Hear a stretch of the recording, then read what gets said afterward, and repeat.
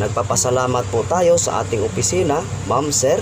Saludo po ang isang Jumarino Muscle at nakumbinsi ko kayo na pumayag na di po talaga safety ang ating maliit na sasakyang pandagat sa ganitong sitwasyon. Nag-asikaso tayo ng papeles para tayo ay maklir sa otoridad na kung saan tayo nakapaloob. Ang problema naman ngayon ay marami tayong tinawagang bangka subalit walang makalapit dahil sa malakas na hangin at medyo lumalaki na rin ang mga alon. Sa tabi ay matatanaw mong maraming malalaking bangka na pwede nating gamitin. Ang problema, wala tayong komunikasyon para sabihin sa kanila na tayo ay nangangailangan ng bangka. Ang huling paraang naisip ko ay tumalon at pumuntang tabi upang maghanap ng bangka. Nagpahatid po ako doon sa tabi na tamang-tama na hindi mag-touch bottom o kaya sumayad ang sasakyan.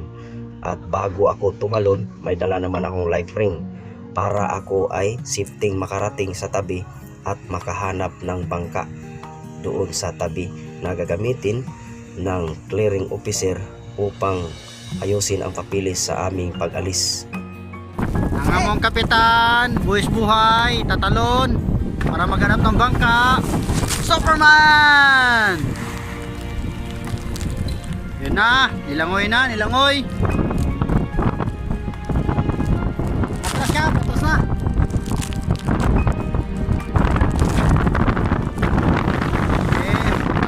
Okay, para maghanap ng bangka, para makapag-clearance kami.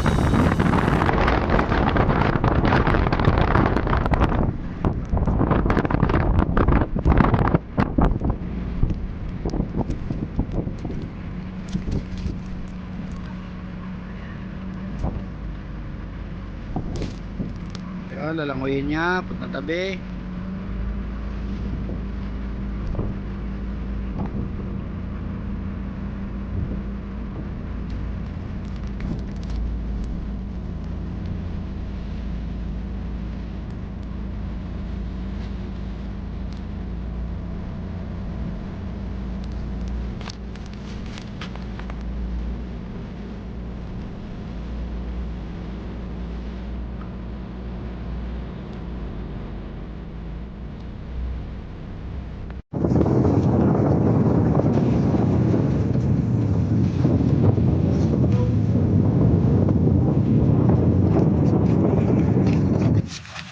Okay na yan.